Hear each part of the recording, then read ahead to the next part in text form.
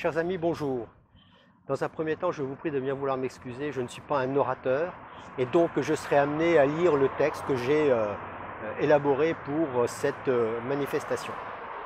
Mais avant de vous le lire, je souhaiterais vous encourager à aller sur le site et regarder ce que nos adhérents ont écrit à propos de cet anniversaire, ce 15e anniversaire du non au traité au TCE.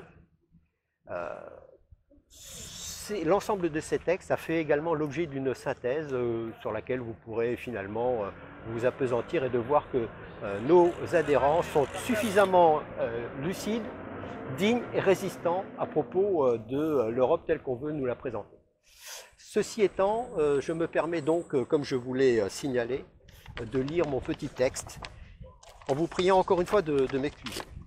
Ce texte n'est pas ce que je pense de ce 29 mai 2005, donc de cet anniversaire, mais plutôt de faire référence à la situation que nous vivons actuellement. Et nous vivons une triple crise. Une crise sanitaire d'abord, une crise économique et ensuite une crise idéologique. Depuis le 17 mars, il ne se passe pas un jour sans que les médias nous rebattent les oreilles à propos du Covid-19. Cette pandémie dont le taux de morbidité au regard de la population oscille entre 0,08% pour la Belgique, 0,03% pour les États-Unis et 0,04% pour la France, a bouleversé nos habitudes et nos vies. Elle aurait pu être beaucoup plus sévère, mais les mesures de confinement, de distanciation physique et de gestes barrières ont, malgré un cafouillage politique initial, été respectées par la grande majorité des Français, ces Gaulois réfractaires. Elles ont évité sans doute le pire. Cette crise sanitaire peut être derrière nous, même si nombre de spécialistes réels ou supposés redoutent l'avènement d'une seconde vague. Pour autant, les conséquences de cette épidémie mondialisée, je veux parler de l'impact économique, risquent d'être encore plus mortifères. Il faut dire que cette pandémie a bénéficié d'une architecture virale organisée qui a été un accélérateur puissant de développement de cette pandémie. Mais au contraire de celle-ci, d'origine naturelle et animale, cette architecture virale est une pure création humaine.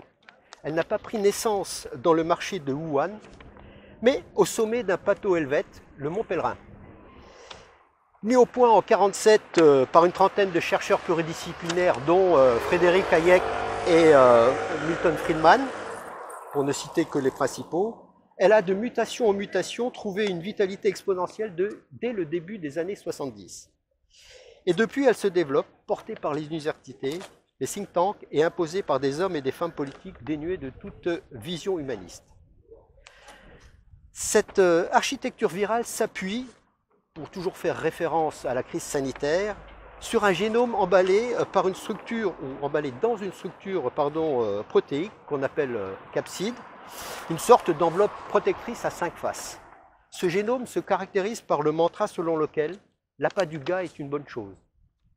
La capside, quant à elle, renforce cette idéologie virale en affirmant que le marché est la seule coordination légitime et efficace des humains, la société n'existe pas, il n'y a que des individus, plus les riches s'enrichissent et mieux c'est pour tout le monde, c'est ce qu'on appelle l'effet ruissellement, toujours plus c'est toujours mieux, et que cela vous plaise ou non, il n'y a pas d'autre alternative.